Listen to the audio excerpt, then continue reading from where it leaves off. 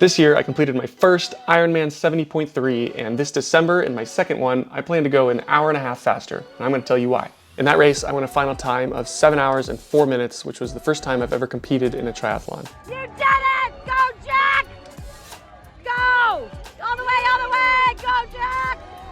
This December, my friend and business partner Zach and I are signed up for our second 70.3 in Indian Wells, which is outside of Palm Springs, and I plan to go an hour and a half faster than I did in Oceanside. I grew up a competitive swimmer, and my focus was in distance swimming, so since the age of about 7 until I graduated college, I was swimming tens of thousands of yards every single day, back and forth, really building up that endurance. I wasn't much of a sprinter, so I really have a pretty good base for endurance sports, especially triathlons, where swimming is typically the hardest part for most people. In Oceanside, Zach and I both showed up a little bit late. We were waiting a long time for the buses that were going to take us from the parking garage into the start of the swim, and that ended up being a really bad idea because we waited about an hour and we got to the swim start, to the transition, way too late, about 5 minutes before we had to start. So we quickly dropped all of our stuff, made sure that our wetsuit was on, our cap and goggles, and we got in line. So we really had no time for warm-up or any preparation at all, which I think cost us probably quite a few minutes in the final race time. In the swim, I went about a half hour, and that was really not pushing it too hard. That is in the top percentile of most swimmers, but I do think that I can be about 3 or 4 minutes faster there. One of the big areas for improvement were my transition times. Having never done a triathlon before, I really was not used to having to go from swimming to biking, where most people just get right on the bike. I actually took 17 minutes. In those 17 minutes, I dried off, I nicely changed, I put on my leg warmers and my socks, and I just took way too much time, which I think was I didn't really know any better. I was not prepared because we showed up late. All of my stuff was just thrown everywhere. I think that I can cut about 10 minutes there on the transition. On the bike, I was just under 4 hours, so it's 3 hours and 57 minutes, which was very, very bottom of the barrel in terms of bikers. I barely beat anybody on the biking. I just started biking this January. It was the first time I ever got on a road bike. So I think I had about 20 actual rides under my belt before we had the Oceanside 70.3. So without much of an expectation of doing a really hard 56-mile ride that was very hilly, there was a lot of steep hills behind Camp Pendleton down here in SoCal, I really didn't know what to expect, so I took it really easy. I did not push it at all.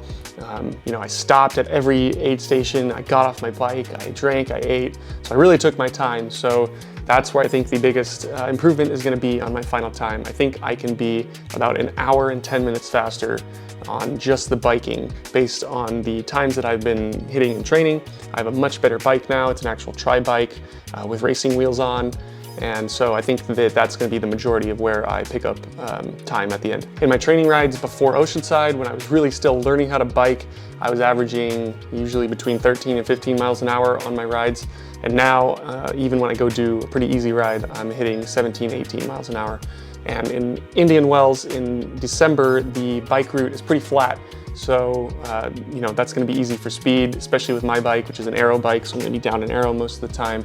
I think I'm going to be flying and be able to average over 20 miles an hour. So that's the majority of the time cut. Then on the bike to run transition, I still took about 10 minutes. I went to the bathroom, I put on my nice socks and shoes. I think I walked from the transition area into the run start. So I think I can cut off a few minutes there as well. And then on the run, I was 2 hours and 8 minutes, which honestly for me was really good because I was not a runner in my past. I am an aquatic mammal, through and through. So I really didn't do much run training. I think I did one 7 or 8 mile run, which was the longest run I'd ever done prior to the half marathon in the Ironman.